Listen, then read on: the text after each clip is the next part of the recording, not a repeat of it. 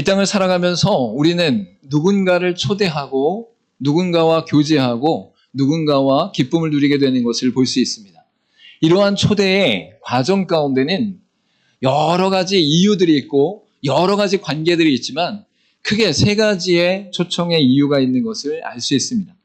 첫 번째는 좋은 관계 속에 있는 이웃과 친구를 초대해서 이전의 기쁨보다 더 풍성한 기쁨을 누리게 되어지고 교제하는 것이 바로 초대의 목적 가운데 있는 것을 알 수 있는 것이죠. 또 다른 목적은 나와의 불편한 관계 가운데 있던 어떤 대상을 향해서 그와 이제 그 오해와 그 멀어짐과 그 아픔을 풀고 이전의 관계로 더 나아가길 소망하는 그 마음으로, 회복의 마음으로 초대하고 기쁨을 누리는 경우들이 있는 것이죠. 또한 마지막으로 우리 가운데 있는 아주 좋은 것과 아주 아름다운 것을 다른 사람들에게 전하기 위해서, 또한 다른 사람들에게 전달하기 위해서 초대의 자리를 마련하는 경우들이 우리 가운데 있는 것을 알 수 있는 것입니다. 이러한 초대의 삶이 우리 가운데 있을 때에 이 초대의 삶이 단순히 사람들이 살아가는 삶의 여정 가운데만 존재하는 것이 아니라 하나님께서 우리 사람들을 향하여, 우리를 향하여 초대하시고 초청하고 계신다라는 것을 성경은 분명히 말씀하고 있는 것이죠. 우리가 사람을 초대하고 그들과 함께 교제하며 오해를 풀고 내게 좋은 것들을 전달하는 그러한 것처럼 하나님께서도 우리를 향해서 이전의 기쁨과 감격을 다시금 회복하여 더 풍성히 누리고 하나님의 좋은 것들을, 하늘나라의 은혜를 우리 가운데 주시기 위하여 우리를 끊임없이 초청하고 계신다라는 것을 성경이 말씀하고 있는 것이죠. 그래서 이러한 성경의 초청이 성경 가운데는 하나님께서 메시아의 오심과 또한 언약 가운데 성취되신 역사와 또한 다시 오실 예수 그리스도 안에서 영원한 하나님의 나라를 바라보는 백성들에게 끊임없이 초청하며 기뻐하며 감사함 가운데 거하게 되게 하신다라는 것을 분명히 말씀하고 있어요. 여러분, 그래서 하나님의 초청을 한마디로 말한다면 십자가 사랑의 초청이다라고 말할 수 있는 것입니다. 하나님을 떠나고 하나님을 배반하고 교만함으로 말미암아 하나님 없이도 우리는 살 수 있습니다라고 고백하는 그 인생의 여정 가운데 아니다, 내가 너와 함께 해야 되고 내가 너로 말미암아 기뻐하게 되어지고 내가 너에게 주는 영생의 기쁨을 너도 누려야 된다라고 말씀하시면서 이 땅 가운데 모든 영광과 존귀와 권세를 내려놓고 십자가 가운데 가장 밑바닥 가운데 내려오셔서 죽음을 맞이하시기까지 우리를 사랑하신 그 사랑이 바로 십자가 사랑의 초청이다라고 분명히 말씀하고 있는 것이죠. 여러분, 그래서 이 자리에 예배하는 모든 성도들은 하나님으로부터 십자가 사랑의 초청을 받으신 줄 믿으시길 바랍니다. 예수 그리스도로 말미암아 십자가의 초청이 없으면 하나님 나라를 바라볼 수가 없어요. 하나님께 나아갈 수가 없어요. 천국의 소망을 누릴 수가 없어요. 이 땅을 살아가는 동안 하나님과 동행하며 평강과 기쁨과 담대함을 누릴 수가 없어요. 하나님이 여러분과 함께 하신다는 그 사랑 안에서, 그 십자가 사랑 가운데서 기뻐하며 감사하는 인생 되기를 간절히 소망합니다. 우리 같이 한번 고백했으면 좋겠습니다. 나는 십자가 사랑에 초대받았습니다. 초청받았습니다. 여러분의 인생 가운데 여러분이 어떤 처지와 상황 가운데 있다 할지라도 하나님은 여러분을 놓지 않으시고 붙잡고 계시고 십자가에 흔들리지 않는 사랑, 영원한 사랑으로 여러분을 끝까지 인도하시는 줄 믿으시길 간절히 소망합니다. 빌립보서 2장 6절부터 8절 가운데 그는 근본 하나님의 본체시나 하나님과 동등됨을 취할 것으로 여기지 아니하시고 오히려 자기를 비워 종의 형체를 가지사 사람들과 같이 되셨고 사람의 모양으로 나타나사 자기를 낮추시고 죽기까지 복종하셨으니 곧 십자가에 죽으심이라 라고 분명히 말씀하고 있는 거예요. 여러분을 구원하시기 위하여, 여러분을 회복시키기 위하여, 여러분과 교제하기 위하여, 여러분에게 영원한 천국의 소망과 기쁨을 주시기 위하여 십자가의 그 죽음 가운데, 그 가장 밑바닥 가운데 모든 피와 모든 물을 쏟으시기까지 우리를 사랑하시는 그 사랑 가운데 우리를 초청하고 계신다. 여러분, 그래서 우리가 예수 그리스도를 믿는 믿음 가운데 온전한 고백 안에서 이미 하나님께서 허락하신 그 십자가의 사랑 가운데 영생의 은혜를 누리게 되는 권세를 얻게 되었다라고 성경은 분명히 말씀하고 있습니다. 여러분, 그런데 이 성경의 말씀이 이미 예수님이 오시기 전 500년 전에 바로 스가랴 선지자를 통해서 초청의 역사가 일어나는 것을 볼 수 있어요. 하나님께서는 이것을 어느 한순간의 사건으로만 예수님이 오신 것으로 이끄시고 역사하시는 것이 아니라 천지를 창조하신 이후에 인간이 타락한 그 순간부터 끊임없이 하나님의 백성들을 초청하기 위해 말씀하시며 역사를 이루시며 하나님의 언약의 계획을 성취하고 계셨다라고 성경은 말씀하고 있는 것이죠. 여러분, 스가랴 선지자가 활동하는 시대의 상황은 이스라엘 백성들이 멸망 가운데 바벨론의 포로가 되는 상황 속에 처했을 때에 그 바벨론 땅에서 태어난 자가 바로 스가랴 선지자였어요. 그 태어난 스가랴 선지자가 하나님의 말씀의 은혜 안에서 또한 약속의 은혜 안에서 바벨론에서 70년의 시간을 보낸 뒤에 이스라엘 백성들이 돌아오는 과정 속에 1차 포로 귀환의 역사 속에서 스룹바벨과 대제사장 여호수아를 통해서 하나님의 은혜의 역사로 나오게 되는 것을 볼 수 있는 것이죠.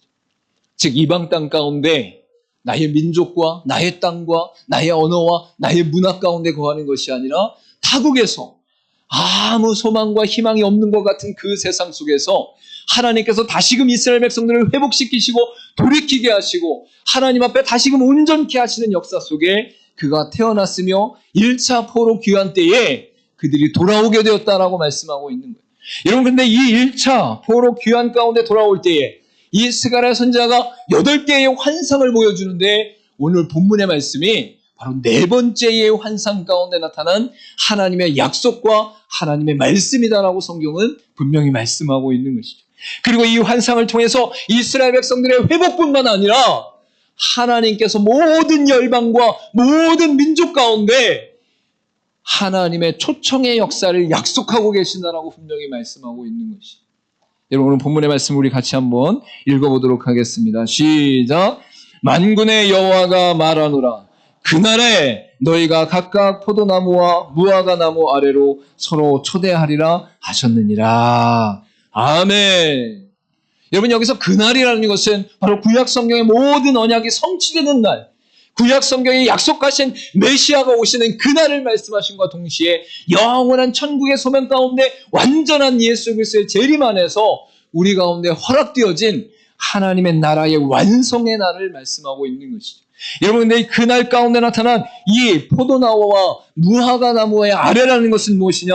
영원하신 하나님의 구속의 은혜 가운데 하나님의 은혜 아래 거하는 그날이 바로 하나님의 백성들에게 나타나게 될 것이다라고 분명히 말씀하고 있는 것이죠.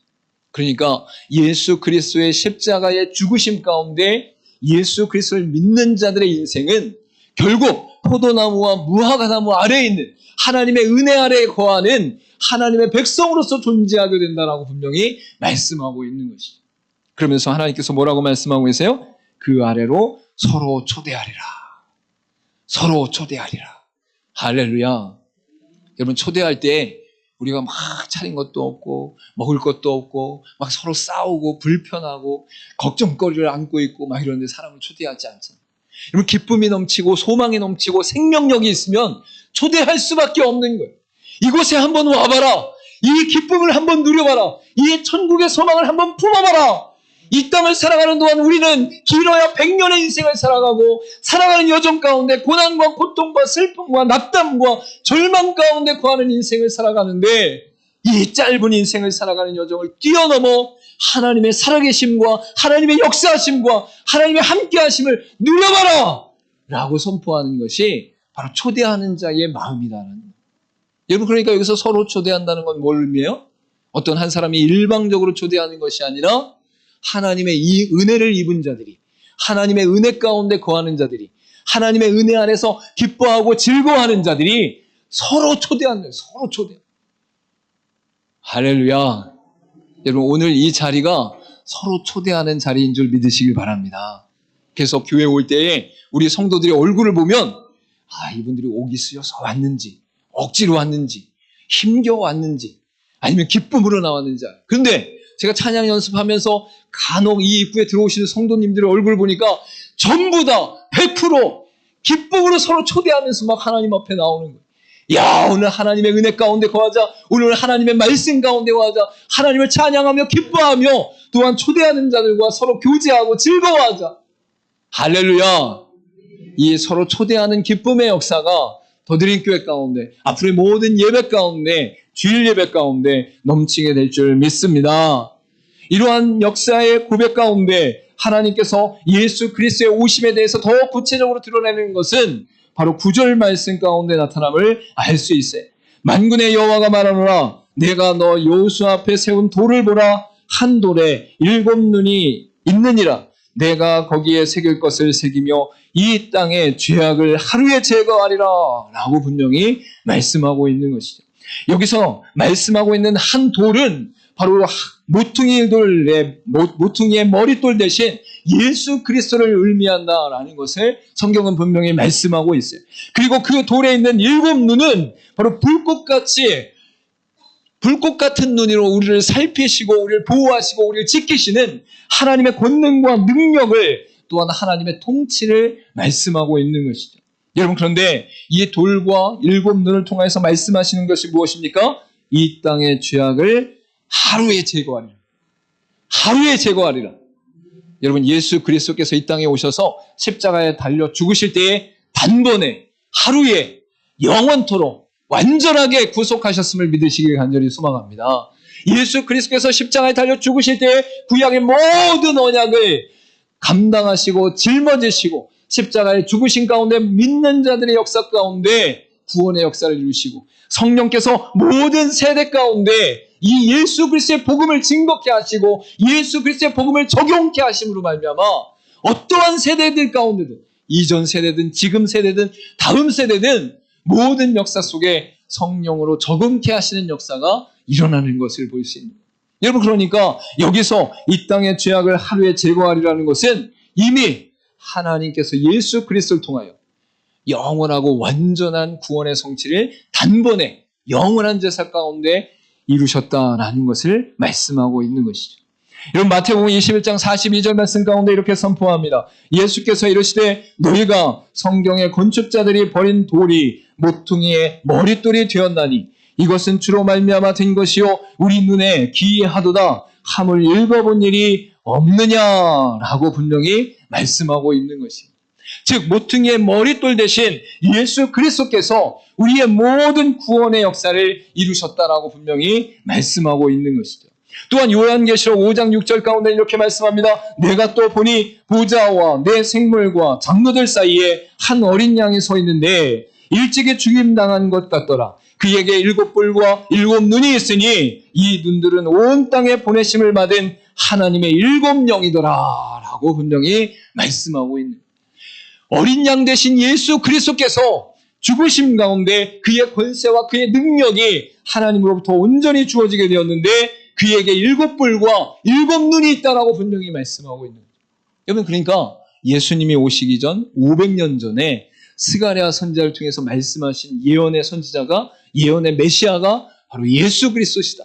그 한 돌은 모퉁이의 머릿돌 대신 예수 그리스도를 말하고 그 7눈은, 그 돌 가운데 있는 7눈은 바로 그리스도를 통하여 이 땅 가운데 모든 통치와 주권과 권세를 얻으신 예수 그리스도의 7영의 권세를 말씀하고 있다라는 것을 분명히 선포하고 있는 것이죠. 여러분, 이러한 구원의 은혜 가운데 이끄시며 초청하시는 것이 하나님의 마음과 하나님의 열심인 것을 믿으시길 간절히 소망합니다. 하나님은 지금도 역사하시며 지금도 일하고 계시는데 그 모든 역사 가운데 하나님께서 믿음의 백성들을 초청하시고 초대하시며 그들을 세워가고 계신다라고 분명히 말씀하고 있는 것이죠.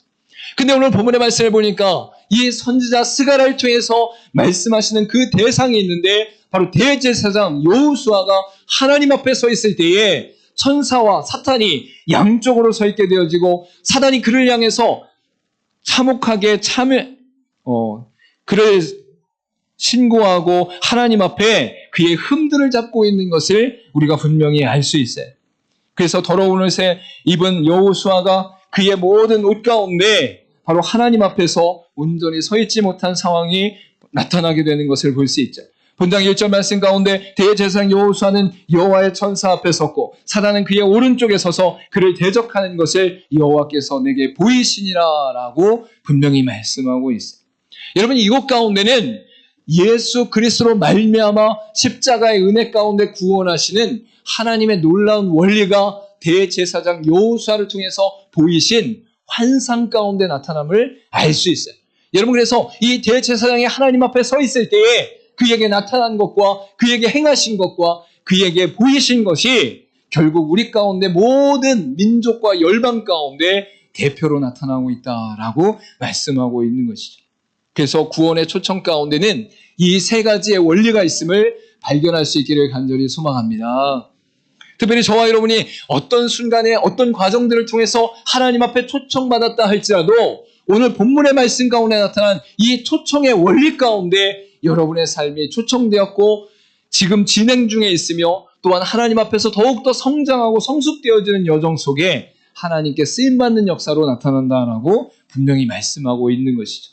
여러분, 첫 번째는 무엇이냐면 모든 이들은 더러운 옷을 입고 있는 죄인들입니다 라는 것이 바로 구원의 초청 가운데 첫 번째 원리로 나타나고 있음을 알 수 있습니다. 오늘 본문 3절 말씀 가운데 여호수아가 더러운 옷을 입고 천사 앞에 서 있는지라 라고 분명히 말씀하고 있는 것입니다. 여러분, 여기서 더러운 옷이라는 것은 바로 수치와 비난거리가 되는 것으로 심각한 죄의 상태를 말씀하고 있는 것입니다. 즉 이스라엘 백성들을 향하여 하나님께서 그들을 회복시키실 때에 너희가 아직도 수치와 비난거리가 되는 죄의 모습으로 존재하고 있다. 하나님 앞에 온전함으로 서 있지 못하다라는 것을 분명히 말씀하신과 동시에 이 여호수아를 통해서 이 땅에 있는 모든 사람들이 하나님 앞에서 죄와 수치와 비난거리를 안고 살아갈 수밖에 없는 연약한 존재임을 분명히 말씀하고 있다라는 것입니다. 여기 여러분 대제사장 여호수아의 존재 모습은 여호수아만으로 그 상태에 존재하는 것이 아니라 하나님께서 스가랴 선지자를 통해서 이걸 보이심으로 말미암아 모든 이스라엘과 모든 민족의 모든 백성들이 다 하나님 앞에서 더러운 옷을 입고 있는 죄인들이라는 것을 분명히 말씀하고 있는 것이죠.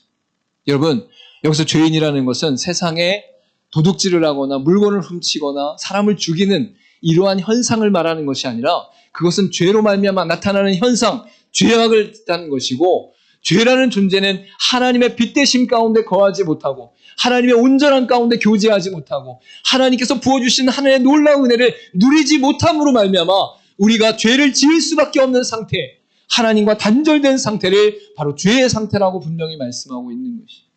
여러분, 예수를 믿기 전에 우리는 모두 다 죄인이었어요.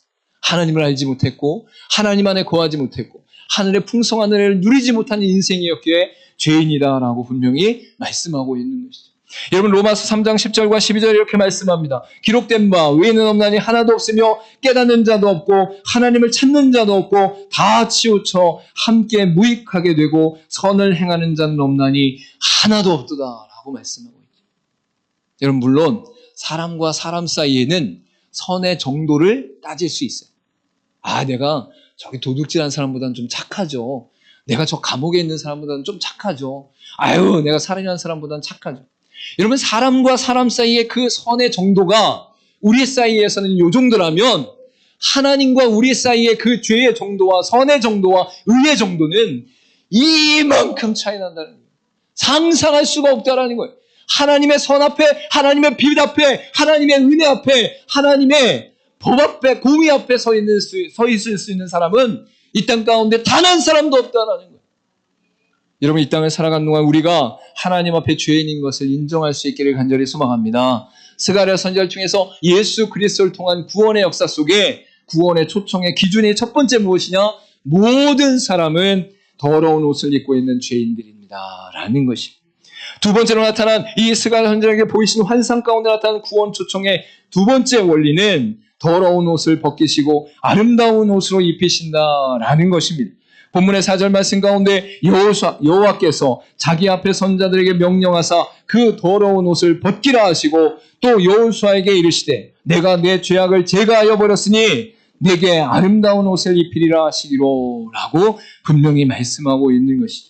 여러분, 죄악을 제거해버리고 아름다운 옷을 입혔다는 것은 하나님의 전적인 은혜 가운데, 전적인 구원 가운데 옛사람의 죄인을 벗어버리고 모든 진노의 자녀로서의 존재를 벗어버리고 하나님의 구원의 역사 가운데 새 사람을 입게 되는 역사를 허락하셨다라는 것을 말씀하고 있는 것이죠. 여러분, 우리가 복음을 전할 때에 우리가 의롭다라는 기준은 내 상태와 내 모습이 의로운 것이 아니라 하나님께서 우리를 향하여 너희가 예수 그리스도의 보혈로 말미암아 씻음을 받았으니 의롭다라고 하는 선포 가운데 나타나는 칭호임을 알 수 있는 것이죠.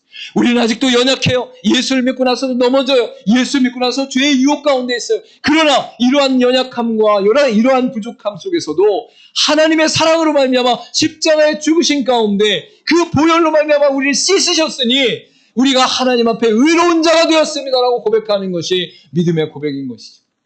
그렇다고 죄를 지을 수 있습니까? 그 은혜를 경험한 사람은 그 은혜로 말미암아 죄를 지을 수가 없어요. 죄를 짓게 되어지면 그것으로 말미암아 눈물로 통회함을 회복하며 회개하며 하나님 앞에 다시금 그 죄를 짓지 않으려고 하는 것이 진정한 은혜를 누리는 자다라고 말씀하고 있는 것이죠. 여러분, 로마서 13장 12절부터 14절에 이렇게 말씀합니다. 밤이 깊고 낯이 가까웠으니 그러므로 우리가 어둠의 일을 벗고 빛의 갑옷을 입자. 낮에와 같이 단정히 행하고 방탕하거나 설치하지 말며 음란하거나 호색하지 말며 다투거나 시기하지 말고 오직 주 예수 그리스도의 옷 입고 정욕을 위하여 육신의 일을 도모하지 말라라고 말씀하고 있는 것이죠. 옛 모습, 옛 습관, 옛 쓴뿌리를 다 벗어버리고 예수 그리스도의 십자가 은혜 가운데 새 사람으로 변화된 인생으로 살아가는 것이 빛의 갑옷을 입은 자들이다. 예수 그리스도의 옷을 입은 자들이다라고 분명히 말씀하고 있는 것이죠. 우리 같이 한번 고백해 보겠습니다. 나는 빛의 갑옷을 입었습니다. 나는 예수 그리스도의 옷을 입었습니다. 저 여러분, 이 땅을 살아가면서 하나님께서 우리의 더러운 옷을 벗기시고 아름다운 옷으로 입히시는 은혜를 누리게 되길 간절히 소망합니다. 삶의 여정마다 구원의 초청의 원리 가운데 두 번째는 우리의 모든 더러운 옷을 벗기시고 깨끗한 옷으로 아름다운 옷을 입히시는 하나님의 은혜가 우리 가운데 있다라고 분명히 말씀하고 있는 것이. 마지막으로 말씀하시는 것은 무엇이냐면 정결한 관을 씌우셔서 영광의 길로 인도하신다라고 분명히 말씀하고 있는 것이죠. 본문의 5절 말씀 가운데 내가 말하되 정결한 관을 그의 머리에 씌우소서 하매 곧 정결한 관을 그 머리에 씌우며 옷을 입히고 여호와의 천사는 곁에 섰더라라고 분명히 말씀하고 있는 것이죠.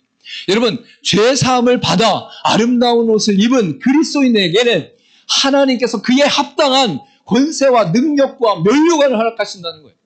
여러분, 관을 씌운다라는 것은 왕권을 허락하신다라는 것을 말씀하고 있는 것이죠. 이 땅을 살아가는 동안 하나님의 백성들을 향해 너희가 하나님 나라의 주인이다. 너희가 하나님 나라의 아들이다. 너희가 하나님 나라의 딸이다. 너희에게 하늘나라의 면류관을 허락한다라고 말씀하고 있는 것이에요. 이 하나님의 은혜로 의로움을 입은 자들의 그 삶 가운데는 정결되어지고 구별된 삶으로 세워지고 동시에 이 면류관은 이 땅 가운데만 누리는 권세가 아니라 영원한 하나님 나라 가운데 누리게 되는 권세들이다라고 말씀하고 있는 것이죠. 그러면 성경은 분명히 말씀합니다. 우리가 하나님 앞에 갈 때에 천사들이 우리를 흠모해요. 천사들이 우리를 섬겨요. 천사들이 우리를 아끼고 사랑해요. 그 모든 영광이 어디로부터 옵니까? 예수 그리스도의 십자가의 은혜 가운데 구원받은 하나님의 양자된 백성들, 하나님의 아들들과 딸에게 주어지는 면류관이다라고 분명히 말씀하고 있는 것이. 여러분, 이 땅을 살아가면서 하나님의 놀라운 영광의 길로 인도하시는 구원의 초청을 누릴 수 있기를 간절히 소망합니다. 디모데후서 4장 8절 말씀 가운데 이제후로는 나를 위하여 의의 면류관이 예비되었으므로 주 곧 의로우신 재판장이 그날에 내게 주실 것이며 내게만 아니라 주의 나타나심을 사모하는 모든 자에게로다. 모든 자에게로다. 할렐루야. 여러분, 지금 주의 나타나심을 사모하고 계십니까? 그리스도 안에서 구원받은 자들은 그리스도의 오심을 사모하며 기뻐하는 자들이에요. 근데 그 사모하고 기뻐하는 자들에게 무엇을 허락하신다고 말씀하고 있어요? 의의 면류관이 예비되었다라고 말씀하고 있어요. 할렐루야! 이 땅을 살아가는 동안 구원의 초청의 마지막은 우리에게 허락하신 의의 면류관임을 잊지 말고 구원의 여정과 서정 가운데 어려움과 고난과 고통이 일자할지라도 천국의 소망과 영원한 하나님 나라의 소망을 품고 이 땅에서 승리하는 저와 여러분의 인생 되기를 간절히 소망합니다. 마지막으로 요한계시록 19장 9절과 10절 말씀을 우리 같이 읽고 말씀을 마치도록 하겠습니다. 같이 읽겠습니다. 천사가 내게 말하기를 기록하라. 어린 양의 혼인잔치에 청함을 받은 자들은 복이 있도다 하고 또 내게 말하되 이것은 하나님의 참되신 말씀이라 하기로 내가 그 말 앞에 엎드려 경배하려 하니 그가 나에게 말하기를 나는 너와 및 예수의 증언을 받은 내 형제들과 같이 된 종이니 삼가 그리하지 말고 오직 하나님께 경배하라. 예수의 증언은 예언의 영이라 하더라. 할렐루야. 여러분, 예수 그리스도는 신랑 되시고 예수 그리스도를 믿는 믿음의 공동체 교회는 신부가 됨을 믿으시길 바랍니다. 여러분이 죽을 맞이고 하나님 앞에 나아갈 때 우리 한 사람 한 사람이 하나님 앞에 교회이며 성전이며 모든 믿음의 공동체가 하나님의 신부됨을 믿고 영원한 하늘나라의 혼인잔치 가운데 함께 기뻐하며 즐거워하는 초청의 누림이 있기를 간절히 소망합니다. 그리고 여러분의 인생 가운데 앞으로의 여정 속에서도 서로 초대하고 서로 초청하고 서로 아끼며 서로 기뻐하는 인생으로 여러분의 삶이 세워져 갈 수 있기를 간절히 소망합니다. 우리 마지막으로 고백하고 우리 찬송하도록 하겠습니다. 기도하도록 하겠습니다. 첫 번째 시작. 모든 이들은 더러운 옷을 입고 있는 죄인들입니다. 두 번째, 더러운 옷을 벗기시고 아름다운 옷을 입히십니다. 세 번째, 정결한 관을 씌우셔서 영광의 길로 인도하십니다. 아멘. 여러분 이 땅을 살아가는 동안 어떠한 초청의 자리든 초대의 자리든 여러분 가운데 있을 때에 그 초청의 기쁨을 누림과 동시에 이 말씀을 기억할 수 있기를 간절히 소망합니다. 인간적인 관계 가운데 사람의 관계 가운데 수많은 초청과 초대가 있지만 그 속에서 놀라운 하나님의 은혜의 역사 가운데 예수로 말미암아 초청받은 인생이 바로 우리 인생이라는 것을 고백하며 그 초청의 기쁨과 감격을 죽을 때까지 천국에까지 영원토록 누리는 저와 여러분의 인생 되기를 간절히 소망합니다. 기도하도록 하겠습니다.